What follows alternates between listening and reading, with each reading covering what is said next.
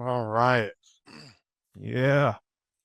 Good morning, everybody. Welcome back. Welcome back. Welcome back to FAFSA Ready Training. Those of you that were here yesterday, welcome back. Those of you that are new, hello. My name is Jeff. I'm the training manager here at HESC. I've been here for about 2 years. This is our second year of FAFSA Ready Training. So our second year doing this. We're hoping to make it better. Hoping to make it what you guys need. The FAFSA, the TAP application, financial aid is a bridge to a dream for students. So all these trainings are designed to help students reach their dream.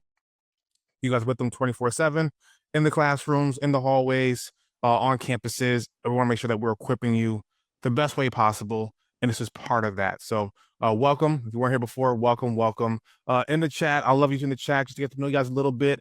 If you guys were here yesterday, I'm not going to ask where you're from. Tell me if you're a college professional or a high school professional in the chat. You college or high school professional? I wonder who's in the building today. Where you from? College, high school? Throw it in the chat. Some college. Aaron's in college. Victor, Linda, high school. All right. Elizabeth College. What's in high school? I saw Stephanie.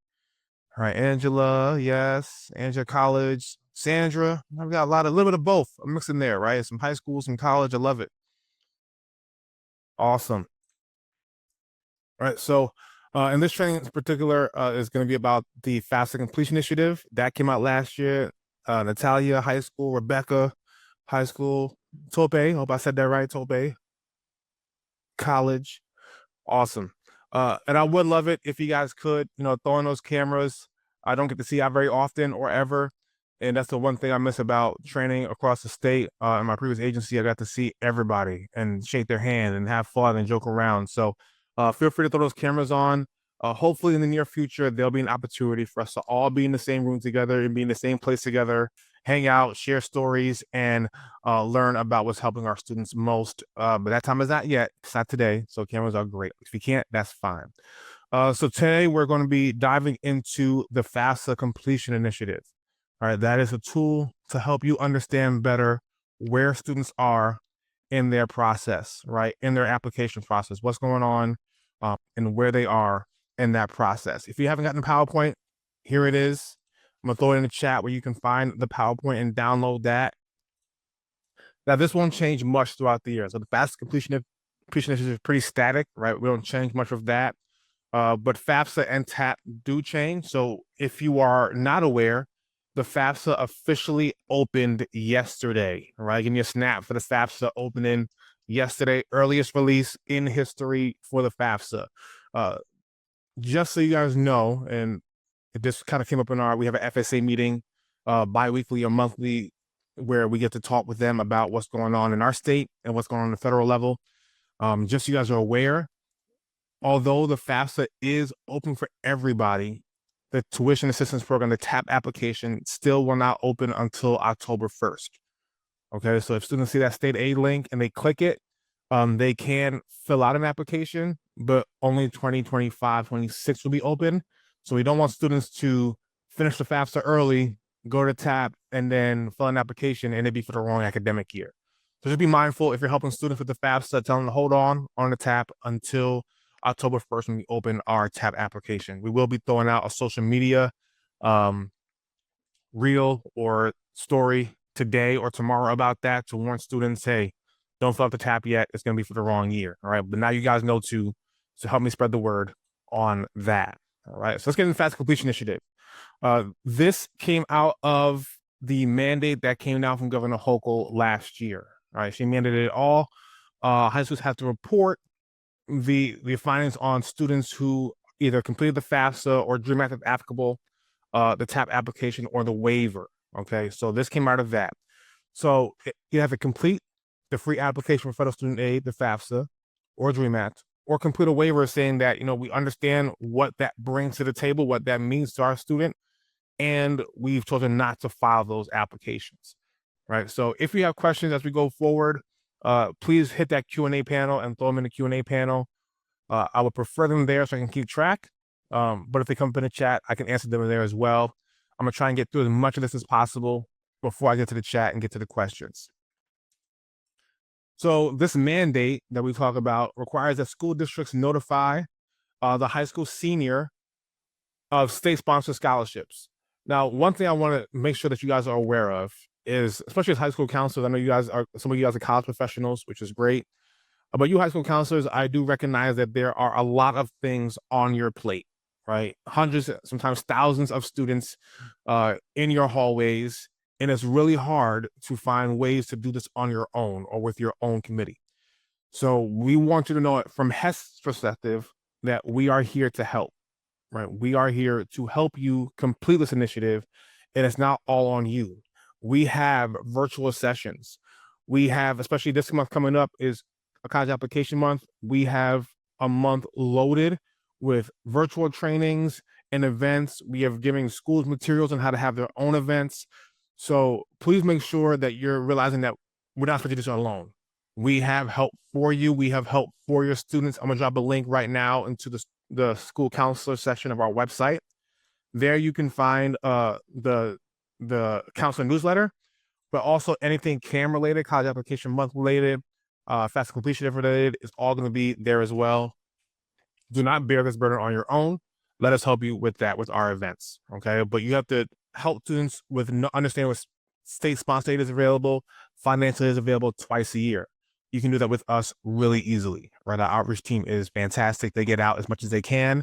We have people in the city, we have people up here, and we do a lot of virtual events. The next thing the mandate requires is that school districts provide referrals, right, for support or assistance to complete the FAFSA. So if the students having issues and they can't complete it or they don't know what to do next, refer them to, well, us, right? Us. And I'm sure other colleges that are on here can attest to some of the events that they do. I know student and community do events periodically, so I'm sure colleges around you may be doing events as well. But there are areas and places to get those students help. And then on or after July 1st, 25, each school district must annual report. Now that reporting did go live, and I have some information here for you guys if you don't have it already, that the reporting system did start on July 1st, where school districts can report those numbers, and there's a survey there. If you go to the frequently asked questions on the state ed website under FAFSA completion initiative, there's more information there. I'll drop that link in the chat as well. So for you schools that haven't done it yet, it's open, I think, until sometime in October. So make sure you're reporting those for your seniors last year. And the contact is there for state ed to get those numbers to them if you need help or assistance. I'll say that's not something we run, but that's something state ed is running. So you would talk to them if you need help with reporting those numbers. The numbers they're asking for are the number of students who completed the FAFSA, the number of students who completed the waiver, and the total number of seniors enrolled. I will say, for those of you guys that are high school counselors and even FAPs, we have done a great job last year. So this year, we have a FAFSA completion rate of about 66%, which is about 11% more than last year. So really, really well done. In fact, last year was probably is known to be one of the biggest college classes that we've had in a long time on record. So that means a lot of students fill out the FAFSA. And to be honest with you, if I can keep it real with y'all, on top of us right now is California, Texas. I want to beat them. So this year, I want to really beat California. I want to beat Texas. So we want to get a high completion. We want to be in the top 5 this year. Right now, we're number 6 in the country. We want to get top 5. We want to get top 5 this year. So hopefully you guys can help us out with that as we get these students the financial aid they need. So the FAFSA completion initiative, right, is a process. So this initiative is a way for HESC to share data with high schools and high school counselors on where their students are in the financial aid process. So the whole point of this training is to help you understand what data is available and how to sign up for the FAFSA completion initiative. This allows you and people in your school to track whether people have completed the FAFSA, if there's errors on their application, or if they haven't completed anything at all. This will kind of help you navigate and invite the right students to the right events so they're getting the help and support they need to get financial aid. So the process from start to finish is the school or the school district has to sign a data access and security agreement. That agreement just says we're gonna share stuff with you as long as you do what we ask you to do, which is help students get the help they need. I'm try and drop a link in the chat. I don't have the email. So there is an email. If you don't know if you have a data access and security agreement, or if it was done 10 years ago and you've changed officials, there is an email I'll drop in the chat towards the end of this training that will, yes, you can talk to, and they'll let you know if you have an agreement, if it needs to be re-signed, or and things like that. After the agreement is signed, you have to designate a chief authorizing official. If you don't know who that is, they're likely gone, right? So you might have to designate another one, right? That is your top most access user. They can sign up other users in your district or in your school. We'll talk about that in a little bit. And then we'll talk about the levels of access, because chief authorizing official is the highest level, but there's two other levels of people that can access this information. And we'll talk about how to establish those accounts. So first, let's talk about the data access security agreements. Talk about that a little bit. So those agreements are essentially an agreement between us and you saying we'll provide you access to their financial aid information only for your school or your school district. And then in exchange for that, do your best to help students, right? That's really all we're asking. Here's the information. Now use it to help students, whether it's use it to help them finish an application, to get them motivated to start it, or to send them to us so we can help them with those tough pain points in the application. So there are different agreements per school. So if you're a private school, shout out to private schools. Any private schools in the building? I went to Honor Prep. Still love that school. New Rochelle, Westchester County. But private schools have their own agreement. Charter schools have their own agreement. Public schools have their own agreement. If you're a New York City public school, okay, you must go through the New York City Department of Education to sign that agreement. So you must go through Kirsten Harris's office. If you have the links, you have the PowerPoint. The link is live in the PowerPoint right now. Okay. So when we receive that agreement, we look over it. Our legal team looks over it, and then we send out forms to that school or school district to designate who that chief authorizing official will be. Once again, that's a really important role in this process. So let's talk about the chief authorizing official. So their job, right, is to really determine other users and to manage the accounts of other users in that school or school district. So as chief authorizing official can either have access to one high school, especially like private schools. You're not a part of a district in that sense. So I have one school. Or a school district can have a chief authorizing official for multiple high schools if that's the case. They can also maintain account profiles, right? Or add users to a certain school district if they move from district to district.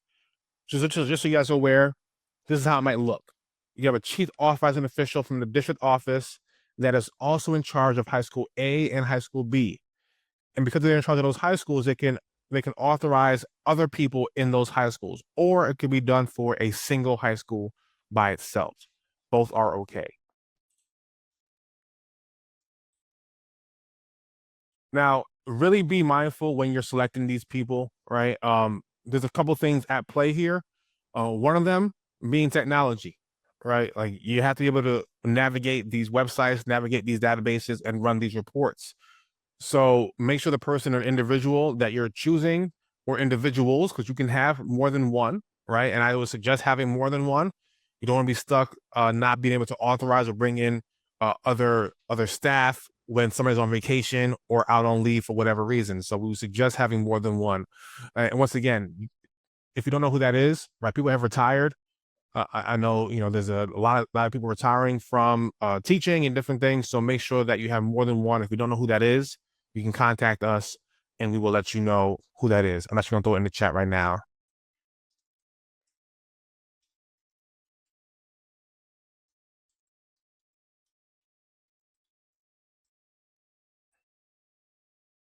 So that's the email that you can send any inquiries to about the FAFSA completion initiative. If you're signed up, if you have an agreement, you can talk to that email and they will coordinate with you and get you all the information that you need.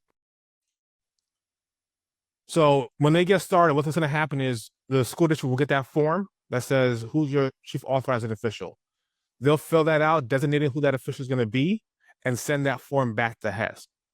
When we receive that form, we're going to create a skeleton account or like just an initial account for that user and send them an email. with the account information and a temporary password. Whenever they get that email, they have 24 hours to log in and create their actual new password. So 24 hours to do that. All right. If they're on vacation, we can coordinate with you guys to resend that email later on, but they have 24 hours to click that link and do what they have to do to establish their account. So it'll look like this when they get an email. They'll get to this account area and it must create a new password. It must be 8 characters, okay, and cannot be the same as the user ID. Has to create one letter, and it must change every 90 days. So every 90 days, when they log in, they'll get another email saying, hey, you got to change your password. It's pretty quick and easy right here on the same site. They'll have to accept the terms and conditions. They'll have some pre-filled information there, right, as far as what institution they're using. So for this person, they're going to be a vice principal out of the New York City Geo District 8, right? And this is what their level of access is, okay? They'll have to put in some other information here, like social security number, the last 4, not the whole one, the date of birth, and those reset questions, right? So if by chance they forget their password, they get locked out, they can contact us, or they can try and reset their password using those questions, just like they have on any other, Facebook, bank accounts, things like that. Once they're all ready to go, they can hit submit, and they get a confirmation once they've been successfully registered. Okay, so that's it. Once they've done this, the chief authorizing official has their access. They can access reports, right? So if you see that FAFSA-tab completion tab, they can access reports there, or they continue to add other users to the school or school district. So here's the user access, right? So what other levels are there? There's 2 other levels. The first one is the authorizing official, right? So this user can designate additional users and access levels, but they can't designate other authorizing officials or chief authorizing officials, right? So they can't designate themselves or the same level or level above. They can authorize the report only users, which I think most of you will have at least a few, give as many as you want, report only users, okay? You can have more than one authorizing official, right? Once again, it doesn't have to be like a principal. It doesn't have to be an actual teacher. It could be a counselor. It could be a teacher. It could be an administrator of some sort. It doesn't have to be a specific role, but somebody that you would like in that role can be there. Once again, consider their ability to navigate the website, navigate the database, and create those reports. And the last level of access we have here is the report only user. So all they can do is access reports. So they have one tab, one function where they can go in and just run reports to figure out where students are in their process, right? So they can only manage it for their account. They can't designate other users. They can only generate reports. You can have as many of these as possible. There's no limit, right? So the verifications we'll walk through that as we establish users here. We'll walk through how we verify those people. So here's the application. Here's how it'll work, right? So once the chief authorizing official or the authorizing official has gotten their access, they can hit general functions. And here you'll see a bunch of tabs here on the side. All right, one of those tabs being the submit EFAN application. That's the one they're going to hit when they want to add other users to their school or school district. They can only add people to a school or school district they're actually in charge of, right? So if I go to one school, I can't add from a different school. I can only add to my school. They'll have to enter the last name at least and the first name, okay? And then hit view. This will let us know if there's any accounts for that person already created. So you have a new staff coming in from a different district. Say you're in, I want to say Schenectady, and you're coming from Chalmont or Shen. You might have an account already that they can bring over to their school district.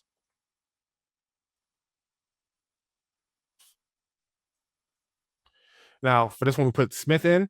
All right, when we put Smith in, we got a hit, right? There's one John Smith that is there as a test account, obviously, and we can select that user with the radio button and hit continue.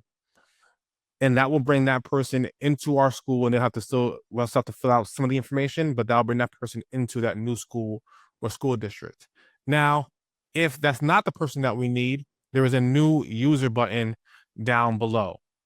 So the student can, or the CAO, Chief Authorizing Official, can hit new user, right? Well, that will start a new application for somebody that is new to this database. So here, they'll add the applicant's name, right? First and last name.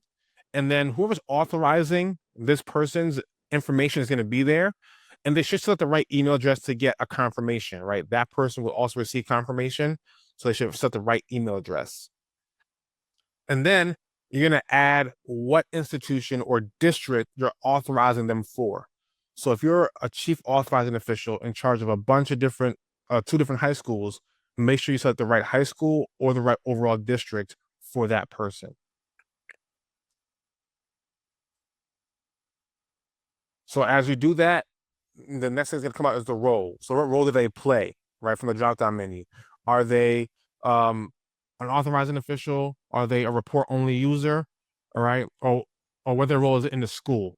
And then what the authorization level is how you want them to be able to see. Now, once again, if you're a chief authorizing official, you can authorize authorizing officials or reports and forms only. Okay, and then the effective date. If you don't enter an effective date, it will be whatever date you send the application in. But if you know somebody is coming in, a month from now or 2 weeks from now, they're on vacation, in between jobs, and they're coming in 2 weeks from now, you can set this up effective for the date they actually start. Right, but put in their role in the school and then their level of access and their email address. So this is what it'll look like once it's fully complete, right? And if they want to add more high schools or more institutions or more districts, you can do that and add additional institutions.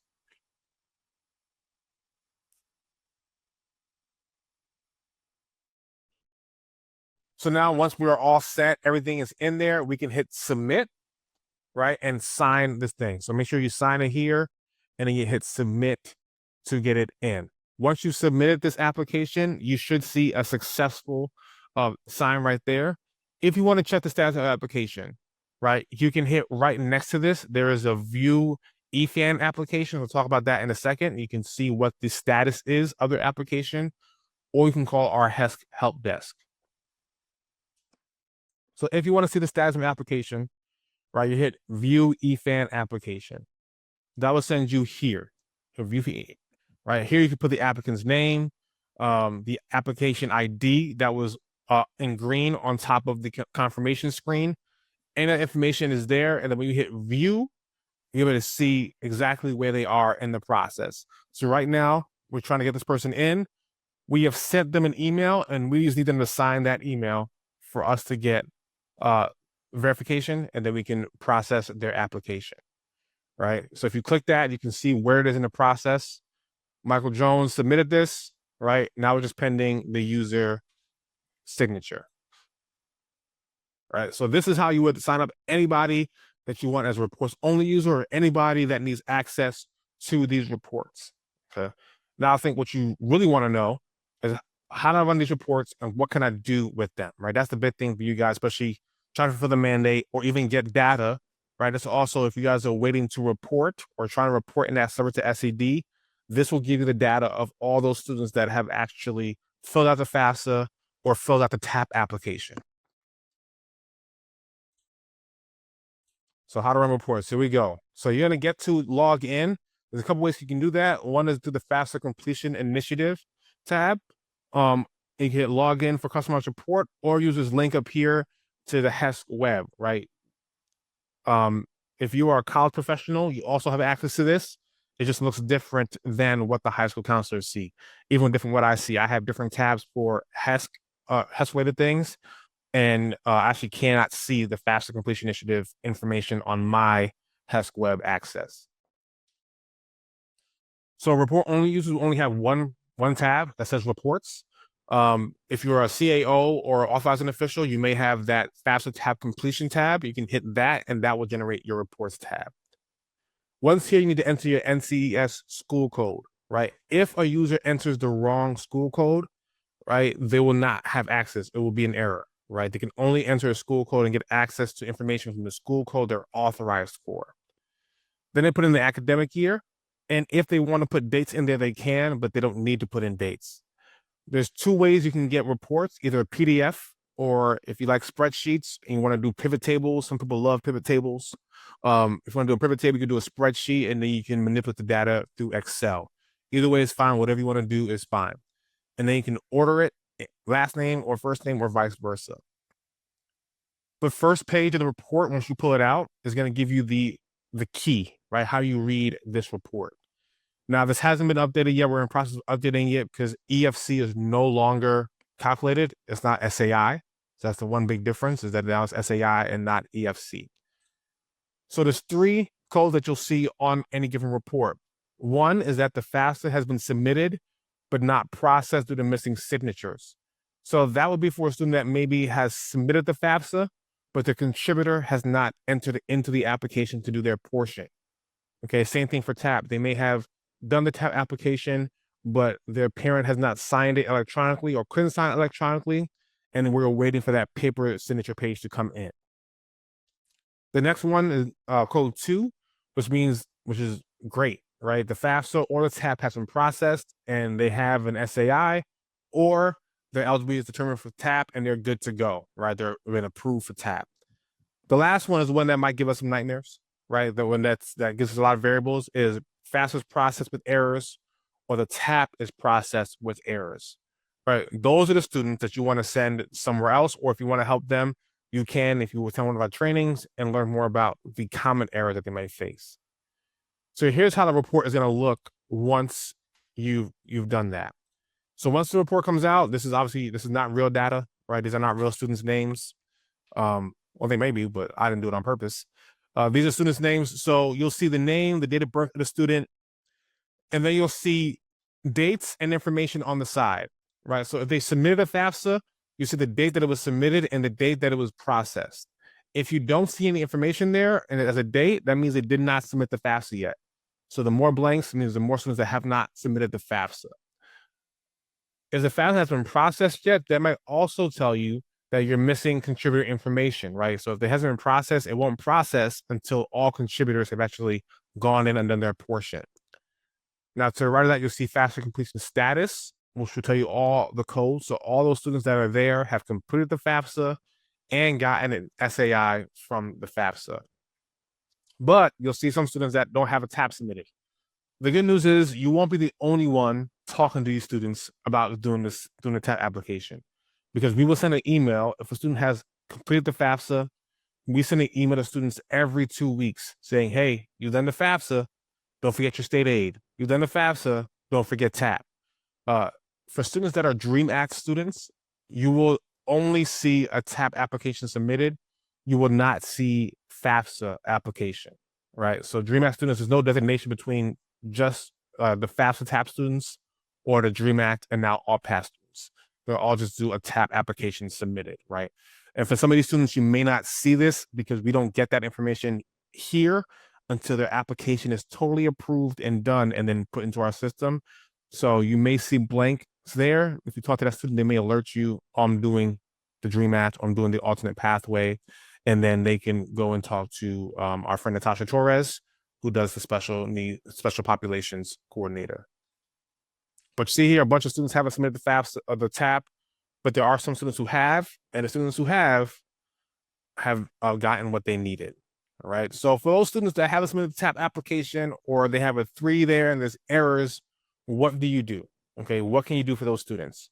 One, you can try and help them, right? You can open up their FAFSA with them, open up their TAP with them. This is something I've done with some students because I can't change information, but I can see some. Sometimes I have them just log in and I'll walk through those screens with them. Oh, you're missing this. Or, oh, we need this information.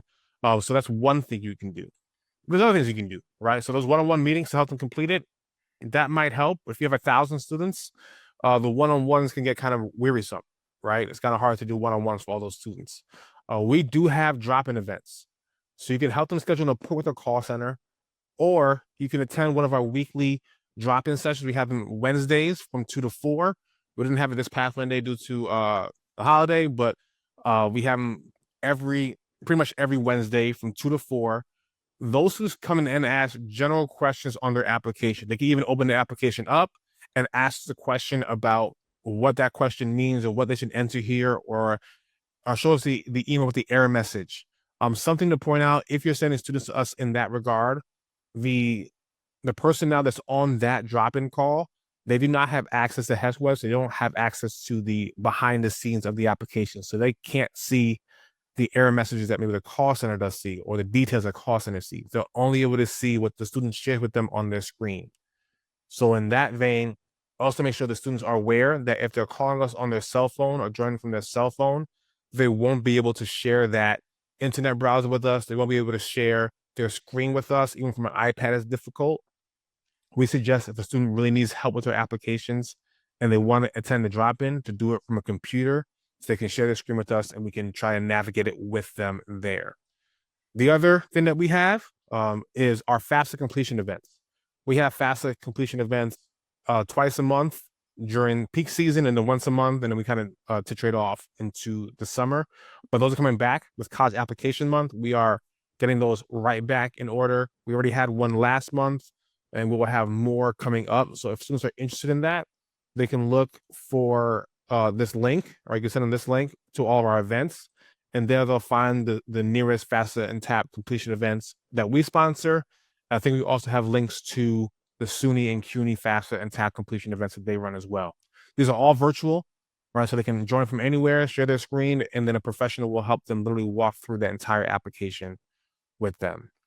For you counselors, you can also attend a drop-in. We've had counselors attend drop-ins to ask pretty simple questions from us that they can help their students. And then we have the monthly newsletter. So that newsletter, if you're not a part of it yet, you can sign up for it. You can sign up for it, and that newsletter will let you get information on what trainings are coming up so that you can be up to date with what's happening.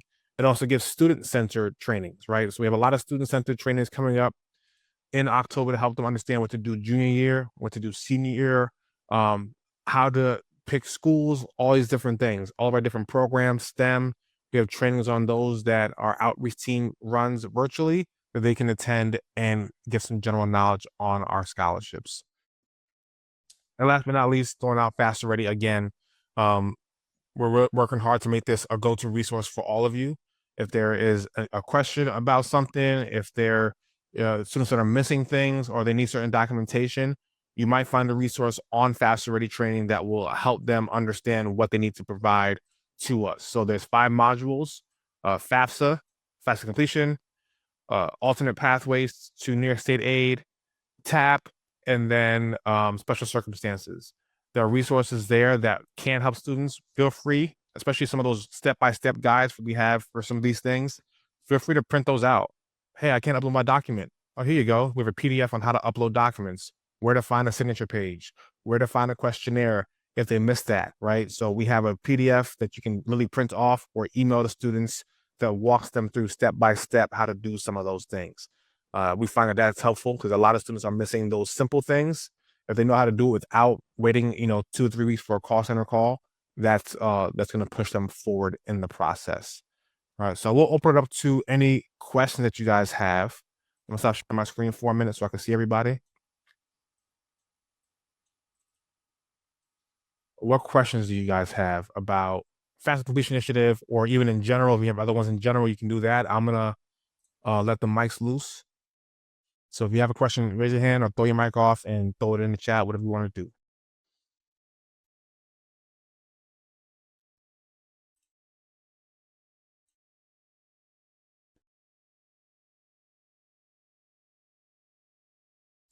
Let me ask this: is anyone interested in having some kind of completion event at their school, or information on that?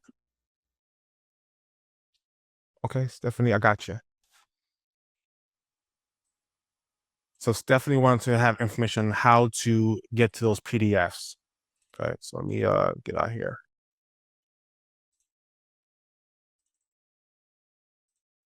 I'll navigate there with you guys real quick.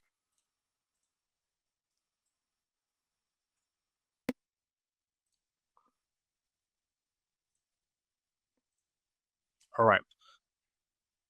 So this is our HESC trading page, right? This is our HESC regular page. This is our main page. And Cindy, this is gonna answer your question too, Cindy. I can share this presentation for sure. So the first thing you're gonna do is go to for academic partners, and then hit high school counselors. because fast ready training was initially created for high school counselors, but we realized that FAPs are and CBOs are getting a lot of help from it as well. When you get there, you'll have 3 options: college application month, FAFSA completion initiative, or fast ready training program. You click fast ready training. This is now you're into our training program, and you pick any one of these 5 modules. Okay, so I'm gonna go to let's go alternate path for now. So in these modules, you'll see a seminar. So this current video is the one from last year. We have a new alternate pathways training updated coming up on Monday. So if you want to attend that, that's great. But if you miss it, you can still get that seminar video once it's posted afterwards, right? So you can still get that video and view it anytime you want to. It goes to a YouTube link. You can also download the presentation. So Cindy, for you, you would hit Fast Completion Initiative and then hit download presentation. It'll open up that PDF for you. There's also on here some how to access guides, right? So this is how to gain access. This is another quick video on completing the EFAN application, okay? For the CAOs and then one for staff, right? We also have some PDFs here on how to run reports. The same thing is for every module. So I'll say for alternate pathway, there's 3 resources here. If we hit view all, there's a bunch of different resources here. We are in the midst of translating some of those in Spanish as well. So some of these will be Spanish translated as well, and they'll be posted here. So these are all those different PDFs that you can use to determine the path, quick tips. Once again, these are all things that you can print out and just give to a student and say, oh, I need help. I don't know how to navigate this. Here's a step-by-step guide. Same thing for TAP, right? How to upload a document. We get that all the time. Click that link, and there it is, a step-by-step guide on how to upload a document to their HESC account.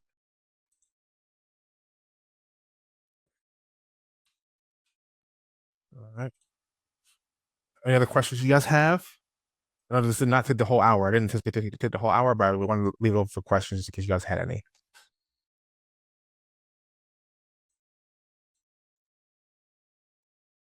Awesome. Cindy, go ahead. I think you had a hand up. Yeah. What were you asking before? If we wanted you guys to come to our school for training? Well, if these we have some if anybody's interested in events, right? Doing events.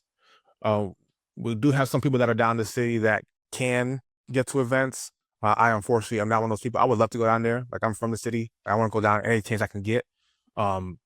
But it doesn't happen as often as I would like. But we do have that. If that's an interest of yours, you can I'm gonna put the email in here, pre-college services. That will send you to our HESC outreach team, and they can work with you on whether it's, them actually being present there, or even if they can do a virtual event for parents or students or whatever. I think I did one last year, a virtual event for a school. We are open to doing those as long as we can get there, get you some help, right? That's the whole goal, to get as many kids and students and parents the information they need. So if you want to send an email introducing yourself, kind of what you need, and they'll work with you to see what they can do to accommodate. Okay, thank you so much. You're most welcome.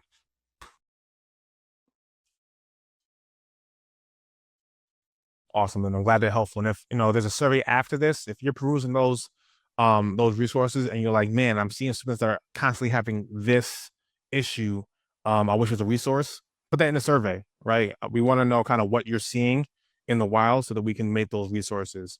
We did just make one on the top 5 errors, why they happen, and how to resolve them. So in the TAP module, you'll see that. And one of the ones that we saw a lot, I think people on our last training were saying the same thing, was the scholarship only denial for no scholarship, or something like that. That's a super easy fix that the student can do on their own, right? Without having to call us and wait for a month. So there is a resource on there that outlines those top 5 errors and how to resolve them, if they can do it on their own, or if they actually need to make a call center appointment to make that adjustment.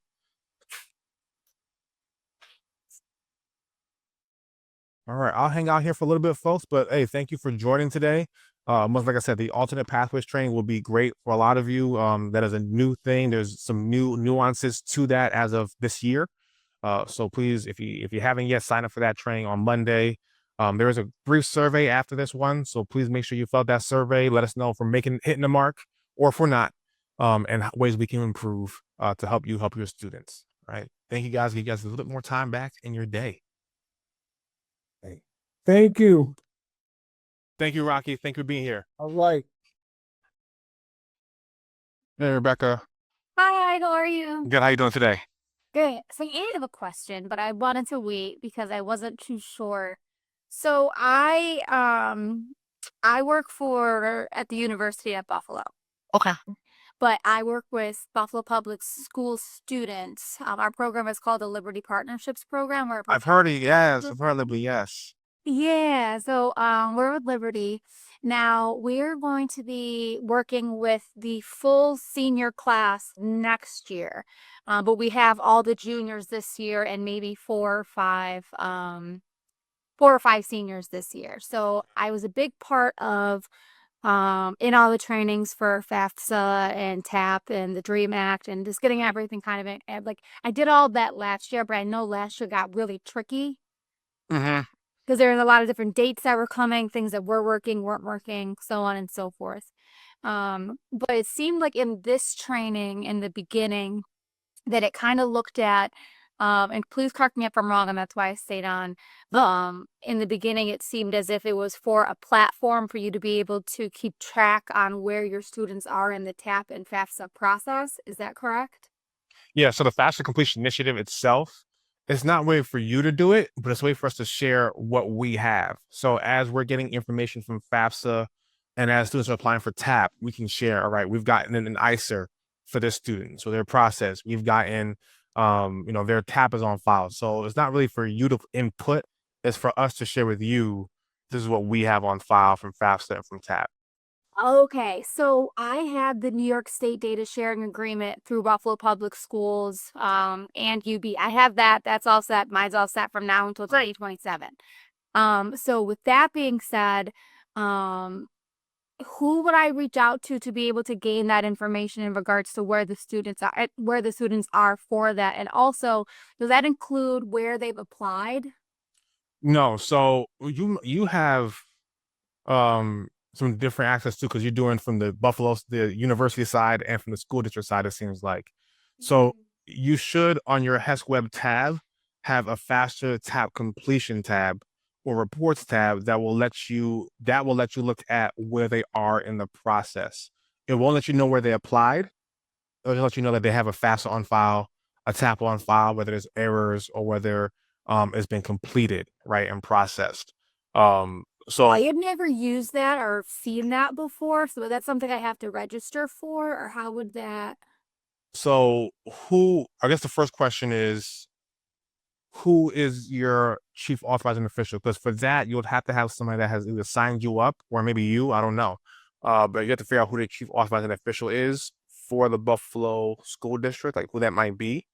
And Yeah. then you're gonna work with, so I'll send you the email here. And I see you there, Mona Lisa. I got you in a minute, okay? Let me see if I can find that email.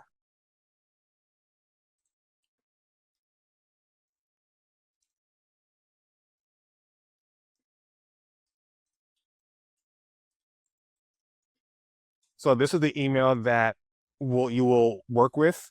So let you know if you have an agreement, if it's still up to date, if you need a new one, if you have a chief authorizing official for that district, who that might be, or if you don't and need a new one, right? And then they can hook you up to make sure you have access and stuff like that. So that's the email you'll coordinate with to make sure all that stuff is in order. And then Carol and a couple other people will be able to get your access and things like that. So that's your first touch point.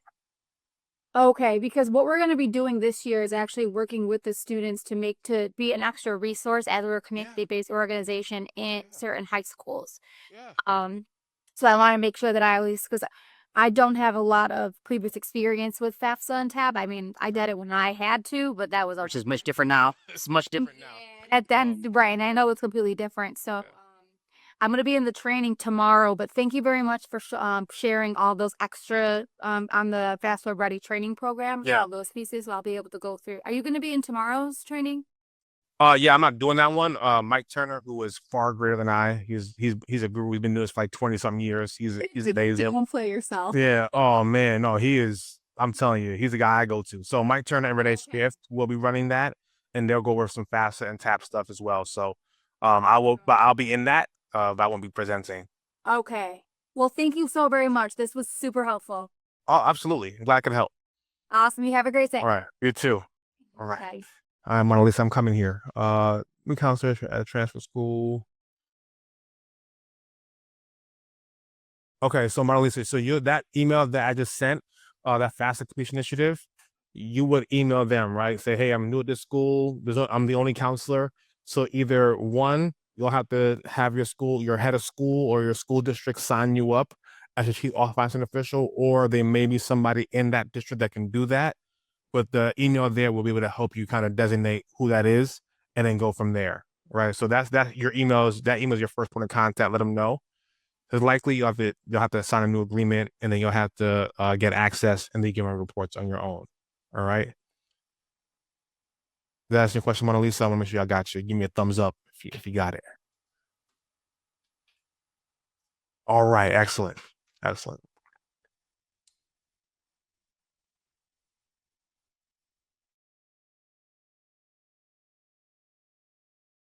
So David, once again, it's not. So if your tab is completed, and it says you're approved, then you should just have to wait a little bit because on the next roster, or you can get a call center appointment. The call center appointment, they can tell you exactly what's going on with your presentation, with your actual application. You could go to the drop-ins, but the drop-ins, they can actually look behind the scenes. So you'll be able to share your screen, and then you'll be able to maybe show them what's on your application. They can see if there's any errors that might be inhibiting that.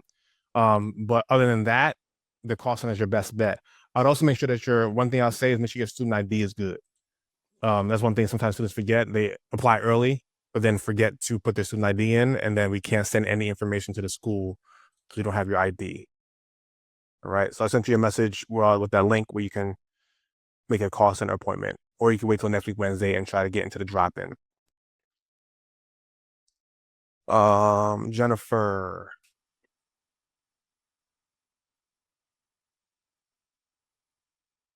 So Jennifer, for you, right? Because you're a college staff, you actually don't have access to the FAFSA completion initiative. FAFSA completion initiative is only for community-based organizations that are working with high schools. So you see this information not from this standpoint, but from like view student record. Like when you go to view student record, you can see all your students, you can see their ISOs and things like that. That's where you would see it. But high schools don't see any of that. They just see a list of people in their high school and where they are in the process. So you see different screens than you won't get access. This is only for high schools or community-based organizations that are helping students in high school. All right, Jennifer.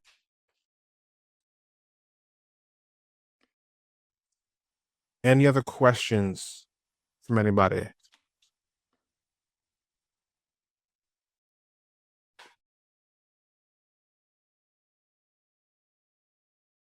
Oh, yeah, sometimes it is, but then again, it's per high school too, right, Jennifer? So like you have to have access to a bunch of different high schools that you see, right? You can only see in that high school.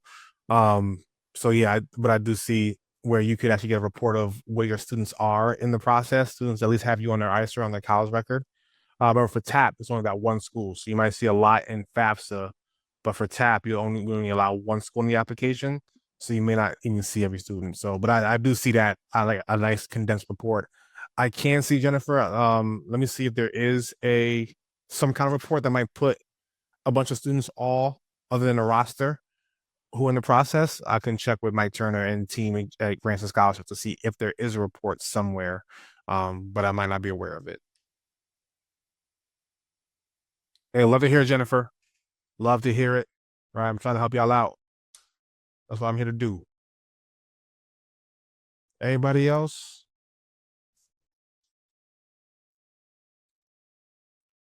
All right, make sure to fill out that survey, y'all. And hopefully I'll see you tomorrow in the big training, on Monday in the alt path training. You guys are awesome. Have a great rest of your day.